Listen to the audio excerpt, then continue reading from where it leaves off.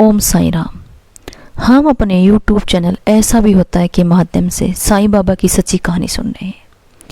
यह कहानी साहिल नाम के एक नवयुवक की है।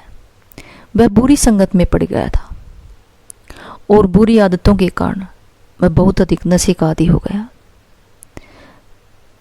शराब नशे का आदी होने से पहले वह साईं बाबा के मंदिर में जाता था, लेकिन जब से वह बुरी संगत में पड़ा, शराब का आदी हो गया, तो उसने बाबा के पास जाना ही बंद कर दिया।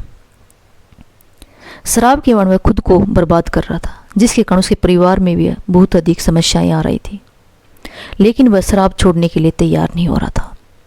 साईं बाबा ने उसको सपने में कहा, साहिल तुम शराब पीना छोड़ दो। लेकिन साहिल ने अपने दिमाग का वहम माना, उसने पीना नहीं छोड़ा। अचानक उसकी तबीयत खराब हो गई। ठीक होने के बाद उसने फिर पीना शुरू कर दिया। साईं बाबा ने उसको कई बार समझाया, कई बार उसको संकेत दिए, सही रास्ता दिखाने की कोशिश की, लेकिन वह नहीं माना। जब वह रात को सो रहा था, साईं बाबा उसके सपने में आए। वह में था, आधा उसको नशा भी था। तो साईं बाबा ने उसको डंडों से पीटना शुरू कर दिया। नशे में होने के कारण उसको कम महसूस हो रहा था। उसको महसूस हो रहा था कि उसकी कोई पिटाई कर रहा है, लेकिन नशे के कारण दर्द कम महसूस हो रहा था। सुबह जब वह उठा तो उसने देखा उसके शरीर पर हर जगह डंडे की चोट के निशान थे।